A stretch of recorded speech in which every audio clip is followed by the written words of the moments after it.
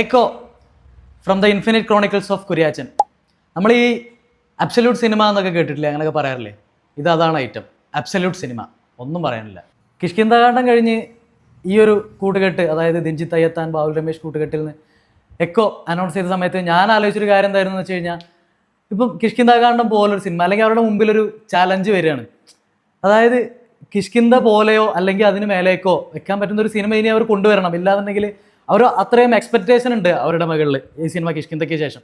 അപ്പോൾ ഞാൻ ആലോചിച്ച് ഇനി ഇവർ എന്താണ് ഇവർ കൊണ്ടുവരുന്നത്, ഇനി ഇവരെന്താണ് ചെയ്യാൻ പോകുന്നത് എന്നുള്ളതാണ് സത്യം പറഞ്ഞാൽ ഞാൻ ആലോചിച്ച്. പക്ഷേ ഇന്ന് ആ സിനിമ കണ്ടപ്പോൾ ആ സംശയം കംപ്ലീറ്റ് മാറി കിട്ടി. കിഷ്കിന്ധാകാന്ഡത്തിനൊപ്പം വെക്കാൻ തന്നെ അതുപോലെ തന്നെ അത്രയും നമ്മൾ എക്സൈറ്റ് ചെയ്യിച്ചൊരു സിനിമ തന്നെയാണ് അവർ തന്നിട്ടുള്ളത്. ആ ചാലഞ്ച് അവർ I think they absolutely nailed it. അവരത് ആ ചാലഞ്ച് ഏറ്റെടുത്ത് അത് കാണിച്ചു തന്നു എന്നുള്ളത് തന്നെ പറയേണ്ടി വരും. ഈ സിനിമയെക്കുറിച്ച് സംസാരിക്കുന്ന സമയത്ത് ആദ്യം പറയേണ്ടത് ഇതിൻ്റെ ഡയറക്ടറേയും റൈറ്ററേയും തന്നെയാണ്. അപ്പോൾ ഡയറക്ടർ നമുക്ക് അറിയുന്ന പോലെ ദിൻജിത്ത് അയ്യത്താനാണ്. അപ്പോൾ ആളുടെ ഒരു ഫിൽമോഗ്രാഫി നമ്മൾ നോക്കുന്ന സമയത്ത് കക്ഷ്യാമണിപ്പുള്ള മുതൽ അവിടെ നിന്ന് പിന്നെ കിഷ്കിന്ധാകാന്ഡം ഇപ്പോൾ എക്കോയിലെത്തിയിരിക്കുകയാണ്.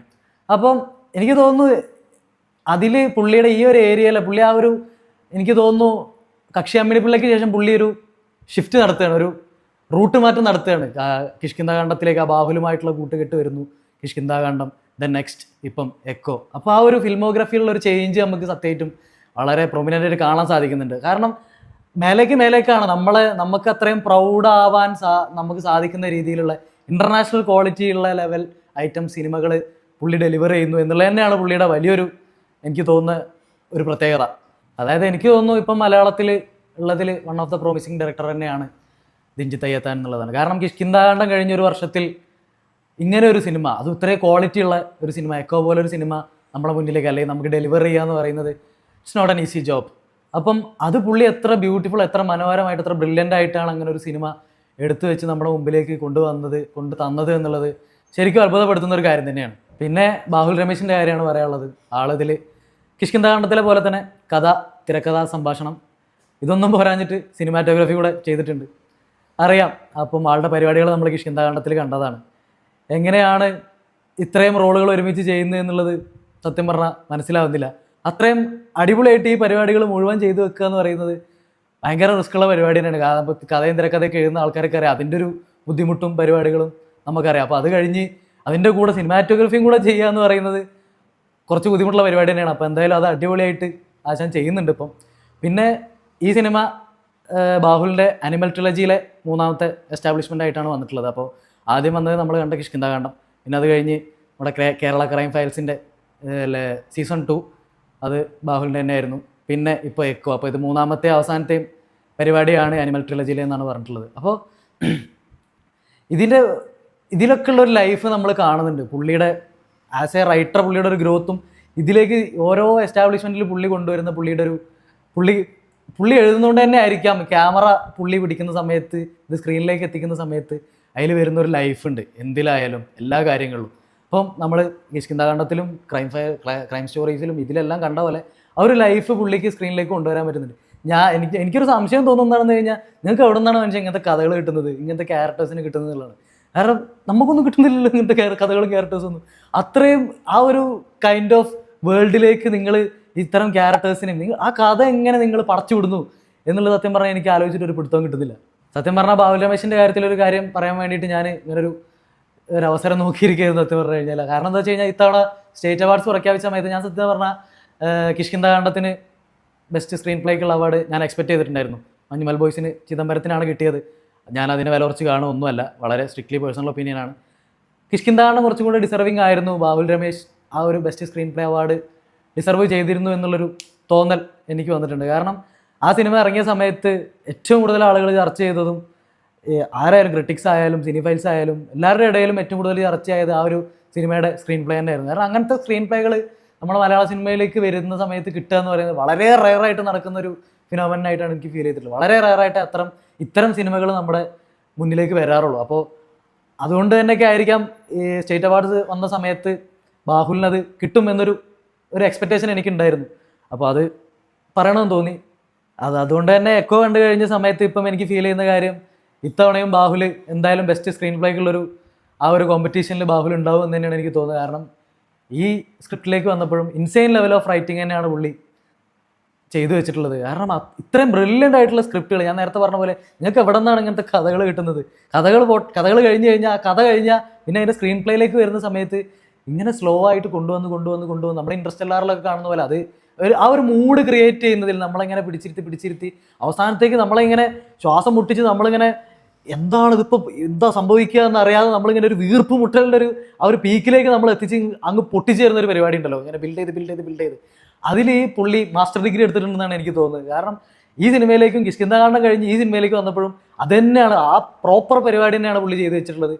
കൊണ്ടുവന്ന് ക്ലൈമാക്സിലേക്ക് നമ്മളെങ്ങനെ ഇരുത്തി അതുവരെ ഒരു മനുഷ്യനെ ശ്വാസം വിടാനോ വേറൊരു സാധനം ഈ സിനിമ കാണുന്ന സമയത്ത് 2 മണിക്കൂർ 7 മിനിറ്റ് ഒരു വേറൊരു സാധനം ചിന്തിക്കാനുള്ള ഗ്യാപ്പോ സ്പേസ് പോലും തരാതെ നമ്മളെ പിടിച്ചിരുത്തി എൻഡിലേക്ക് കൊണ്ടുവന്ന്, അതായത് കിഷ്കിന്ധാകാന്ഡത്തിൽ നമ്മൾ കണ്ടതാണ്, നമ്മുടെ പ്ലെയിൻ സൈറ്റിൽ ഒരു സാധനം ഒളിപ്പിച്ച് വെച്ചിട്ട് അത് എൻഡിലേക്ക് നമ്മൾക്ക് റിവീൽ ചെയ്ത് തരുന്ന സമയത്ത് നമ്മളെന്ത് പൊട്ടന്മാരായിരുന്നു, നമ്മളിത് കണ്ടില്ലല്ലോ എന്ന് ചിന്തിക്കുന്ന ഒരു ലെവലിലേക്ക് നമ്മളെ കൊണ്ട് എത്തിക്കുന്ന ആ ഒരു ലെവൽ ഓഫ് റൈറ്റിംഗ്, സ്ക്രീൻ പ്ലേയുടെ മാത്രം ഒരു ബ്രില്യൻസ് ആണ് അതാണെന്ന് എനിക്ക് തോന്നിയിട്ടുള്ളത്.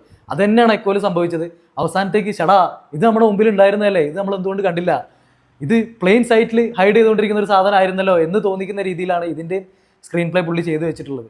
സിനിമയിലേക്ക് വരുന്ന സമയത്ത് echo infinite chronicles of Kuriachan, അപ്പോൾ പേര് സൂചിപ്പിക്കും പോലെ തന്നെ ആ കുര്യാച്ചൻ എന്ന് പറഞ്ഞ ക്യാരക്ടർ ആളിച്ചിരി മിസ്റ്റീരിയസ് ആണ്, ആളുടെ ലൈഫ് ആൾ തന്നെ ഒരു മിസ്റ്ററിയാണ്.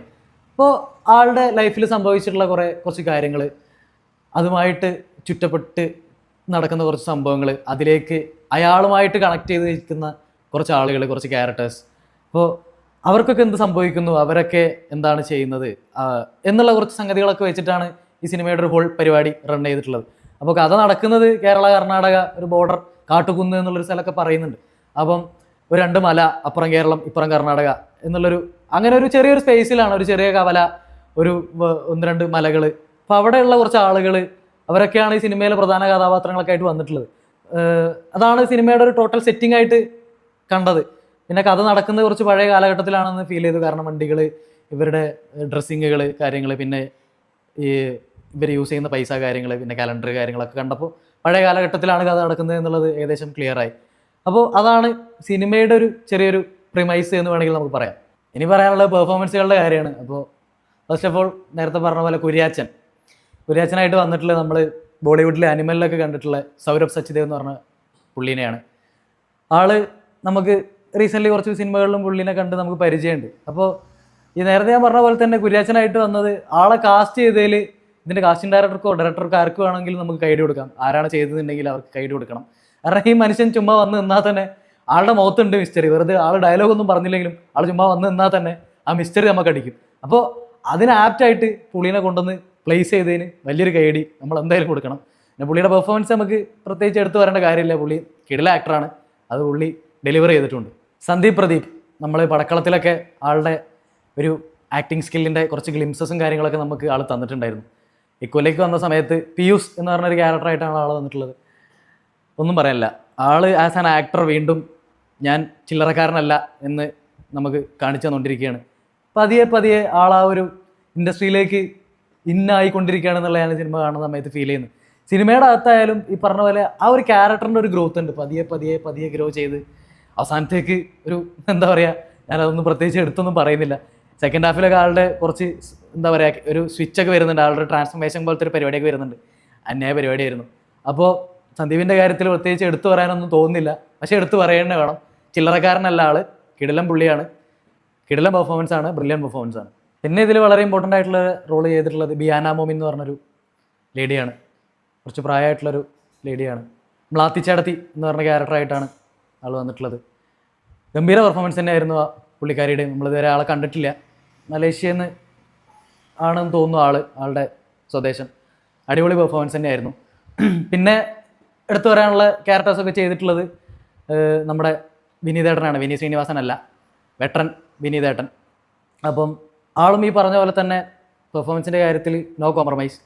കാരണം ഈ സിനിമയിലേക്ക് വന്ന സമയത്ത് ഇതിൻ്റെ ഒരു സെറ്റിംഗ് ഞാൻ നേരത്തെ പറഞ്ഞു, കാട്, മല, പരിപാടികൾ ഇതൊക്കെയാണ്. അപ്പം വിനീതേട്ടനിലൂടെയാണ് ഈ സിനിമ സ്റ്റാർട്ട് ചെയ്യുന്നത്. അപ്പോൾ ആള് കാടിലേക്ക് വരുന്നു, ഈ കാട്ടിലൊരു വൈൽഡ് ലൈഫ് ചെറിയ പരിപാടി എന്നുള്ള രീതിയിലൊക്കെ വന്നിട്ട് അപ്പോൾ ആ കാട്ടിലേക്ക് പുള്ളി ബ്ലെൻഡ് ആവുന്നതും ആ ഒരു സെറ്റിങ്ങിലേക്ക് പുള്ളി ബ്ലെൻഡ് ആവുന്ന ഒരു സംഗതിയാണ്. അപ്പോൾ അതൊക്കെ പുള്ളിക്ക് ഈടായിട്ട് നമ്മൾ ഒരുപാട് ശ്രദ്ധിക്കുന്ന ഒരു ആക്ടറാണെന്ന് തോന്നുന്നു. നമുക്ക് അറിയാം പുള്ളിയുടെ റേഞ്ച് നമുക്കറിയാം. പക്ഷെ ഇപ്പം ആള് ഒരു എന്താ പറയുക, പുള്ളിക്ക് പുതിയൊരു ചാമ് വന്നിട്ടുണ്ടെന്നാണ് എനിക്ക് ഫീൽ ചെയ്യുന്നത്. അപ്പം ആളുടെ പെർഫോമൻസ് അടിപൊളിയായിരുന്നു. ആള് നേരത്തെ പറഞ്ഞ കുര്യാച്ചൻ എന്ന് പറഞ്ഞ ക്യാരക്ടറിന്റെ സുഹൃത്തായിട്ടുള്ള ഒരു ക്യാരക്ടറായിട്ടാണ് വന്നിട്ടുള്ളത്. പിന്നെ പറയാനുള്ളത് നരേൻ്റെ കേസാണ്. നരേനും കിടിലം പെർഫോമൻസ് ആണ്. പെർഫോമൻസിന്റെ കാര്യത്തിൽ ഞാൻ പറഞ്ഞല്ലോ, ആരും നോ കോംപ്രമൈസ് ആണ് എല്ലാവരുടെ സൈഡിൽ നിന്നും. നരേൻ്റെ ക്യാരക്ടറിന്റെ കേസ് പറയുകയാണെന്നുണ്ടെങ്കിൽ ഒരു പിടുത്തം തരാത്ത ക്യാരക്ടറാണ്. സിനിമ കഴിഞ്ഞ സമയത്തും ഈ ക്യാരക്ടർ ആരാണ് എന്നുള്ളതിനൊരു ഉത്തരം സത്യം പറഞ്ഞാൽ നമുക്ക് കിട്ടൂല. അങ്ങനെയാണ് ആ ക്യാരക്ടറിനെ കൊണ്ടുപോയി നിർത്തിയിട്ടുള്ളതും ത്രൂ ഔട്ട് സിനിമയിൽ വന്നു പോയതും. പിന്നെ അശോകൻ ചേട്ടനുണ്ട്, ഒരു ഡ്രൈവറുടെ ക്യാരക്ടറായിട്ട് വന്നിട്ടുണ്ട്. പിന്നെ ബിനു പപ്പു, രഞ്ജിത്ത് ശേഖർ, ഇവരൊക്കെയാണ് മറ്റ് കഥാപാത്രങ്ങളായിട്ട് വന്നിട്ടുള്ളത്. പിന്നെ വേറെ കുറച്ച് ആക്ടേഴ്സ് ഉണ്ട്. പിന്നെ പ്രധാനമായിട്ട് ഇതിൽ പറയേണ്ട അഭിനേതാക്കൾ എന്ന് പറയുന്ന ഒരുപാട് പട്ടികളാണ്, ഒരുപാട് ഡോഗ്സ് ഉണ്ട്. അവരൊക്കെ ഫ്രെയിമിൽ ഇങ്ങനെ കാണുമ്പോൾ തന്നെ നമുക്ക് ഇവരെ എങ്ങനെയാണ് ഇങ്ങനെ പറഞ്ഞ് അഭിനയിപ്പിക്കുന്നത് എന്ന് തോന്നിപ്പോകുന്ന ലെവലുള്ള പെർഫോമൻസ് ആണ് പട്ടികളുടെ സൈഡിൽ നിന്ന് നമുക്ക് കിട്ടിയിട്ടുള്ളത്. അവരും കിടിലം പെർഫോമൻസ് തന്നെയായിരുന്നു. ഇനി പറയാനുള്ളത് ടെക്നിക്കൽ സൈഡിലെ കാര്യങ്ങളാണ്. അപ്പം നേരത്തെ നമ്മൾ പറഞ്ഞ പോലെ സിനിമാറ്റോഗ്രാഫി ബാബുൽ രമേശ് തന്നെയാണ്. അപ്പോൾ അതിലേക്ക് വരുന്ന സമയത്ത് നമ്മൾ പറഞ്ഞു കഴിഞ്ഞു ആളെന്താണ് ചെയ്തു വെച്ചതെന്നുള്ളത്. കാരണം ഈ സിനിമയിലെ ഓരോ ഫ്രെയിമുകളും ആ ഫ്രെയിമിലേക്ക് വരുന്ന ആളുകളായാലും മൃഗങ്ങളായാലും അത് എന്തോ ആയിക്കോട്ടെ, അതിൽ അത്രയും ലൈഫ് കൊണ്ടുവന്ന് ആ പരിപാടി നമ്മളെ മുന്നിലേക്ക് എത്തിക്കുന്നതിൽ ബാഹുൽ 100% സക്സസ്ഫുൾ ആയിട്ടുണ്ട് എന്നുള്ളത് തന്നെയാണ് എനിക്ക് ഫീൽ ചെയ്തത്. ഞാൻ പറഞ്ഞല്ലോ, ആ വെച്ച ഫ്രെയിമിലേക്ക് കയറി വരുന്ന മനുഷ്യർക്കും പട്ടികൾക്കും ഈച്ച് ആൻഡ് എവ്രി കാര്യങ്ങൾക്കും ആ ഒരു ലൈഫ് ഉണ്ടായിരുന്നു എന്നുള്ളത് തന്നെയാണ് ഫീൽ ചെയ്തത്. അപ്പോൾ ആ കാര്യം അത്രയേ ഉള്ളൂ. Brilliant cinematography. പിന്നെ മ്യൂസിക്കിൻ്റെ കാര്യമാണ് പറയാനുള്ളത്. മുജീബ് മജീദ്, കിഷ്കിന്ധാകാണ്ഡവും മുജീബ് മജീദ് തന്നെയായിരുന്നു. അപ്പോൾ ഇതിലേക്ക് വന്ന സമയത്തും ആ ഒരു സ്റ്റാർട്ടിങ് മുതൽ നമ്മളെ ആ ഒരു ആംബിയൻസിലേക്ക് എത്തിക്കുന്നതിൽ, ആ ഒരു വേൾഡിലേക്ക് എത്തിക്കുന്നതിൽ, ഈ പറഞ്ഞ ആ ഒരു എന്താ പറയുക ക്രോണിക്കിൾസ് ഓഫ് കുര്യാച്ചൻ്റെ ആ ഒരു വേൾഡിലേക്ക് എത്തിക്കുന്നതിൽ മുജീബ് മജീദും വഹിച്ച പങ്ക് ചെറുതല്ല എന്നുള്ളതിനാണ് എനിക്ക് പറയാനുള്ളത്. സ്റ്റാർട്ടിങ് മുതൽ ഇങ്ങനെ തന്നുകൊണ്ടിരിക്കുകയാണ്, ഇങ്ങനെ സ്ലോലി ബിൽഡ് ചെയ്ത് ആ ഒരു ഇൻ്റർനാഷണൽ ലെവൽ പരിപാടി ഉണ്ടല്ലോ നമ്മൾ ഹോളിവുഡ് മൂവീസിലൊക്കെ കേൾക്കുന്ന രീതിയിലുള്ള ആ ഒരു ആംബിയൻറ്റ് പരിപാടി, കാടിൻ്റെ ആ ഒരു സംഗതികളൊക്കെ കൊണ്ടുവന്നിട്ട് അതിലേക്ക് ബ്ലെൻഡ് ആവുന്ന കൈൻഡ് ഓഫ് ഇൻസ്ട്രുമെൻറ്റ്സ് കാര്യങ്ങൾ യൂസ് ചെയ്ത് കീസ്, ചെറിയ രീതിയിൽ പരിപാടികൾ, അതിങ്ങനെ പതിയെ കൊണ്ടുവന്ന് കിഷ്കിന്ധാകാണ്ഡത്തിലൊക്കെ നമുക്ക് തന്ന പോലെ തന്നെ ആ ഒരു മൊമെന്റിൽ കൊണ്ടുവന്ന് അങ്ങ് പൊട്ടിച്ചേരുന്ന ഒരു പരിപാടി ഉണ്ടല്ലോ, അത് തന്നെയാണ് മുജീബ് മജീദ് ഇതിലും ചെയ്ത് വെച്ചിട്ടുള്ളത്. അതിൻ്റെ ഒരു എക്സ്പീരിയൻസ് വേറെ തന്നെ ആയിരുന്നു, ഒന്നും പറയാനില്ല. മ്യൂസിക് വേറെ ലെവലായിരുന്നു. പിന്നെ എഡിറ്റിംഗ് ചെയ്തിട്ടുള്ളത് സൂരജ് ES ആണ്. അപ്പോൾ ഈ ഒരു സിനിമ ഞാൻ പറഞ്ഞല്ലോ, ഡ്യൂറേഷൻ 2 മണിക്കൂർ 7 മിനിറ്റാണ് സിനിമയുടെ ഡ്യൂറേഷൻ വരുന്നത്. അപ്പോൾ ഈ സിനിമയുടെ ഒരു മൂഡ് അതായതുകൊണ്ട് തന്നെ കട്ട്സുകളൊന്നും ഫീൽ ചെയ്യാതെ അത്രയും അടിപൊളിയായിട്ട് ആ ഓരോ ഷോട്ടുകളും ഓരോ സീനുകളും അറേഞ്ച് ചെയ്ത് ആ ഒരു നരേറ്റീവിന് അത്രത്തോളം എഡിറ്റിംഗ് ഹെൽപ്പ് ചെയ്തിട്ടുണ്ടെന്ന് തന്നെയാണ് എനിക്ക് ഫീൽ ചെയ്തത്. ആ കേസിലും ബ്രില്യൻ വർക്ക് തന്നെയാണ് എഡിറ്റിങ്ങിൻ്റെ കേസിലും വന്നിട്ടുള്ളത്. പിന്നെ പറയാനുള്ളത് സൗണ്ട് ഡിസൈനിങ്ങിൻ്റെ കാര്യമാണ്. വിഷ്ണു ഗോവിന്ദാണ് ചെയ്തിട്ടുള്ളത്.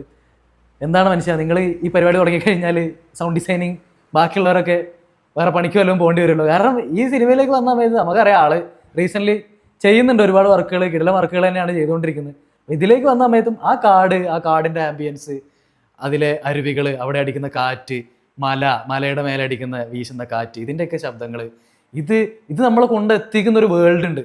അപ്പോൾ അത് നമുക്ക് റീക്രിയേറ്റ് ചെയ്ത് തരിക, അല്ലെങ്കിൽ അത് നമുക്ക് ആ ഒരു തിയേറ്റർ അറ്റ്മോസ്ഫിയറിൻ്റെ അകത്ത് സ്ക്രീനിൽ ഇത് കാണുന്ന സമയത്ത് ആ കാട് നമ്മളെ ഫീൽ ചെയ്യിപ്പിക്കുക എന്ന് പറയുന്നത് അത് സൗണ്ട് ഡിസൈനിങ്ങിൻ്റെ മാത്രം ഒരു ബ്രില്യൻസ് ആയിട്ട് തന്നെയാണ് നമുക്ക് കണക്കാക്കേണ്ടത്. ആ കാര്യത്തിൽ ഇൻസൈൻ വർക്ക് തന്നെയാണ് ആൾ ചെയ്ത് വെച്ചിട്ടുള്ളത്. പിന്നെ VFXൻ്റെ കാര്യമാണ് പറയാനുള്ളത്. കിടിലം വർക്കാണ് VFX ചെയ്തിട്ടുള്ളത്. കാരണം ഇതിൽ ഒരു പോയിന്റ് പോലും ഇതിൽ ഒരുപാട് CG വർക്കുകളുണ്ട്. എനിക്ക് ഫീൽ ചെയ്തത് അതാണ്, ഒരുപാട് CG വർക്കുകളുണ്ട്. പക്ഷെ അതൊന്നും ഒരു ഏരിയ പോലും, ഒരു സ്ഥലത്ത് പോലും, ഒരു പോയിന്റ് പോലും അത് CG ആണെന്ന് തോന്നിപ്പിക്കാതെ അത് അവർ ചെയ്തു വെച്ചിട്ടുണ്ട്. കിടിലം വർക്ക് തന്നെയാണ് CG ചെയ്തിട്ടുള്ളത്. Brilliant work. അങ്ങനെ എല്ലാ ആസ്പെക്ട്സുകളിലും ഏറ്റവും മേലെ തന്നെയാണ്, ആ പീക്ക് ലെവലിൽ തന്നെയാണ് ഈ സിനിമ നിൽക്കുന്നത്. പക്ഷേ ഇതിനൊക്കെ അപ്പുറത്തേക്ക് ഞാൻ മനസ്സിലാക്കുന്നത് ഒരു സിനിമ എന്ന് പറയുന്ന ഒരു സിനിമാറ്റിക് എക്സ്പീരിയൻസ്, ഈ സിനിമ കണ്ടിറങ്ങുന്ന സമയത്ത് ഉണ്ടാകുന്നൊരു ഫീല്, ആ ഒരു പ്രോപ്പർ സിനിമ കണ്ടിറങ്ങിയ ഒരു ഫീല് തരുന്നതിൽ ആ ഒരു എന്താ പറയുക, ആ ഒരു പ്രൊഡക്റ്റിലുള്ള ക്വാളിറ്റി എന്ന് പറയുന്ന ഒരു സംഗതി ഉണ്ടല്ലോ, അതാണ് ശരിക്കും എന്നെ അത്ഭുതപ്പെടുത്തിയത്. കാരണം ശരിക്കും മലയാളം സിനിമയ്ക്ക് അഭിമാനിക്കാൻ തക്കവണ്ണമുള്ള ഒരു സിനിമ തന്നെയാണ് ഈ കിഷ്കിന്ധാകാണ്ഡം. ആ ഒരു ലെവലിലുള്ള പരിപാടി തന്നെയാണ്. അപ്പോൾ അതിനോടൊപ്പം തന്നെ ചർച്ച ചെയ്യപ്പെടേണ്ടതും നമ്മൾ തട്ടിൽ വെക്കേണ്ട ഒരു സിനിമ തന്നെയാണ് ഈക്കോ എന്നാണ്. നമുക്ക് ഈ സിനിമ എവിടെ വേണമെങ്കിലും ആർക്ക് വേണമെങ്കിലും കൊണ്ടുപോയി കാണിച്ചു കൊടുക്കാം. നിങ്ങൾ ഈ സിനിമ ഏത് രാജ്യത്തും ഏത് അന്താരാഷ്ട്ര ഫിലിം ഫെസ്റ്റിവലിലോ എന്തിനു വേണമെങ്കിലും നിങ്ങൾ കൊണ്ടുപോയി ഈ സിനിമ പ്രദർശിപ്പിച്ചു. ഒരു ലാംഗ്വേജ് ബാരിയറും ഇല്ലാതെ ആർക്ക് വേണമെങ്കിലും ഈ സിനിമ എൻജോയ് ചെയ്യാം. കാരണം ആ ഒരു ആ ഒരു ക്വാളിറ്റിയാണ് ഈ സിനിമയ്ക്കുള്ളത്. അപ്പം അങ്ങനെ നോക്കുന്ന സമയത്ത് ഒരു സിനിമാറ്റിക് മാർവൽ തന്നെയാണ് ഈ സിനിമ എന്ന് പറയുന്നത്. പിന്നെ എനിക്ക് തോന്നിയൊരു കാര്യം എന്താണെന്ന് വെച്ച് കഴിഞ്ഞാൽ ഈ സിനിമ കണ്ടിറങ്ങിയ ഞാൻ പറഞ്ഞല്ലോ ആ ഒരു ഫീലിൻ്റെ കാര്യം ഞാൻ പറഞ്ഞു, ആ ഒരു സിനിമ ഉണ്ടാക്കിയ ഒരു ഇമ്പാക്റ്റ്. സത്യം പറഞ്ഞാൽ ക്രെഡിറ്റ്സ് റോൾ ചെയ്ത് കഴിഞ്ഞിട്ടും ആ ഒരു ബാക്ക്ഗ്രൗണ്ട് സ്കോർ, ആ ഒരു മ്യൂസിക് കാര്യങ്ങളൊക്കെ കഴിഞ്ഞ സമയത്തും സിനിമ കഴിഞ്ഞ് കുറച്ച് നേരം കൂടെ തിയേറ്ററിൽ ഇരുന്ന് പോയി. കാരണം സിനിമ കഴിഞ്ഞ സമയത്ത് ഞാൻ പറഞ്ഞു, സിനിമ കഴിഞ്ഞ സമയത്ത് ആളുകൾ എണീറ്റ് നിന്ന് കൈയടിച്ചു. സത്യം പറഞ്ഞ തിയേറ്ററിൽ നമ്മുടെ നാട്ടിൽ അത് വളരെ റെയറായിട്ട് കാണുന്ന ഒരു കാഴ്ചയാണ്, ഒരു സിനിമ കഴിയുന്ന സമയത്ത് ആളുകൾ എണീറ്റ് നിന്ന് കൈയടിക്കുക എന്ന് പറയുന്നത്. അപ്പോൾ സത്യം പറഞ്ഞാൽ ഈ സിനിമയ്ക്ക് അത് ഉണ്ടായി. അത്രയും ആ ഒരു ഫീല് തന്നതുകൊണ്ട് തന്നെ ആയിരിക്കണം, ആ ഒരു സിനിമാറ്റിക് എക്സ്പീരിയൻസ് അത്രയും കിടിലായതുകൊണ്ട് തന്നെ ആയിരിക്കണം ആളുകൾ എണീറ്റ് നിന്ന് കൈയടിച്ചിട്ടുണ്ടാവുക. അപ്പോൾ അത് കഴിഞ്ഞ് സിനിമ കഴിഞ്ഞും കുറച്ച് നേരം അവിടെ ഇരിക്കേണ്ടത്. കാരണം ആ ഒരു സിനിമ തന്നൊരു കെട്ട് വിടുന്നില്ല. അങ്ങനെ ഒരു എക്സ്പീരിയൻസ് ആണ് സത്യം പറഞ്ഞാൽ ഉണ്ടായത്. അത് കഴിഞ്ഞ് സിനിമ കഴിഞ്ഞ് ഇറങ്ങിയ സമയത്തും നമ്മൾ ഇതുവരെ ശ്രദ്ധിക്കാതിരുന്ന വഴിയിൽ കാണുന്ന നമ്മൾ ഈ തെരുവ് നായ്ക്കൾ എന്ന് പറയുന്ന സംഗതികളുണ്ടല്ലോ, സ്ട്രേ ഡോഗ്സ്. സത്യം പറഞ്ഞാൽ ഈ സിനിമ കഴിഞ്ഞിറങ്ങി ഞാൻ പോകുന്ന സമയത്ത് ഞാൻ അവരെ കൂടുതൽ ശ്രദ്ധിക്കുന്നുണ്ടോ എന്നൊരു തോന്നൽ എനിക്ക് വന്നു. കാരണം അങ്ങനെ ഒരു ഇമ്പാക്റ്റ് ഈ സിനിമ എനിക്ക് ഉണ്ടാക്കി തന്നു. അപ്പോൾ അതാണ് എക്കോ. ഞാൻ പറയുന്നത് ഒരിക്കലും ഈ സിനിമ തിയേറ്ററിൽ നിന്ന് മിസ് ചെയ്യരുത്. നിങ്ങൾ എന്തായാലും ഈ സിനിമ തിയേറ്ററിൽ പോയി കാണണം. ഒരു മസ്റ്റ് വാച്ച് തിയേറ്റർ എക്സ്പീരിയൻസ് തന്നെയാണ് എക്കോ. അപ്പോൾ ആ ഹോൾ ടീമിന് വലിയൊരു കൈയടി കൊടുത്തുകൊണ്ട് ബൈ.